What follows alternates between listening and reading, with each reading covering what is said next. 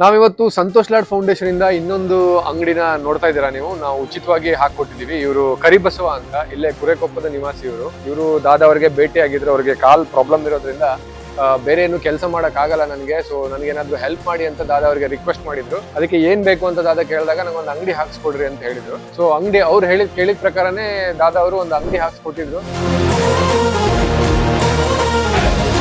So ಈಗ ಅವರಿಗೆ item ತರಕ್ ಹೋಗ್ತಿದೀವಿ. ಅವ್ರ ಅಂಗಡಿಗೆ ಏನ್ ಸಾಮಾನ್ ಬೇಕು ಅದನ್ನ ಒಂದಿಷ್ಟು ಸಾಮಾನ್ ಹಾಕೊಡ್ತೀವಿ. ಈಗ ಹೋಲ್ಸೇಲ್ ಅಂಗಡಿ ಇದೆ, ಸೊ ಇಲ್ಲಿಂದ ಐಟಮ್ ತಗೊಂಡು ಅವ್ರ ಅಂಗಡಿಗೆ ಹಾಕ್ತಿವಿ. ಈಗ ಸೊ ಬನ್ನಿ.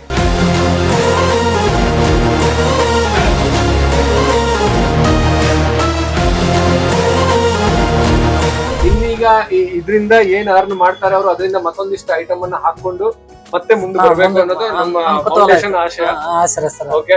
ಚೆನ್ನಾಗಿ ಮಾಡ್ಕೋಬೇಕು. ಅವ್ರು ಮಾಡೋ ಕೃಪೆಯಿಂದ ನಾವು ಇನ್ನು ಅವ್ರ ಮೇಲೇನೆ ಇಡ್ತೀವಿ. ನಮ್ದು ಅಷ್ಟೇ ಬೆಳೆಯಲು ಅಂತ ದೇವ್ರು ಕೊಡಲ್ಲ, ಅದೇ ಆಶೀರ್ವಾದ ಬಿಡ್ತಾನೆ. ಅದೇ ಸಂತೋಷ್ ಲಾಡು ನಮ್ಗೆ ಈ ತರ ಮಾಡ್ಕೊಟ್ಟಿರ್ಲಿಂದ ನನ್ನಲ್ಲಿ ಕಾಣ್ತಕ್ಕಂಥ ಏನೂ ನನ್ನಲ್ಲಿ ಕಾಣ್ತಾ ಇಲ್ಲ ಸರ್. ವೈಭವ ಖುಷಿ ಅನ್ನೋದು ಭಾವನೆ ಕಾಣ್ತದೆ ಸರ್. ನಮ್ಮ ಫ್ಯಾಮಿಲಿ ಸಮೇತ ನೋಡ್ತದ ನಮ್ಮ ಸಾರುಗಳು, ನಮ್ ದಾದ ಸಾರು. ಅವ್ರಿಗೆ ನಾನು ಯಾವತ್ತು ಸಿರಿಧರಣೆ ಆಗಿರ್ಬೇಕು ಅನ್ನೋದು ನನ್ನ ಉದ್ದೇಶ ಸರ್. ಚೆನ್ನಾಗಿಲ್ಲ ಅಂತೆಲ್ಲ ಆಶ್ರಯ ಚೆನ್ನಾಗಿರಲ್ಲ ಸರ್.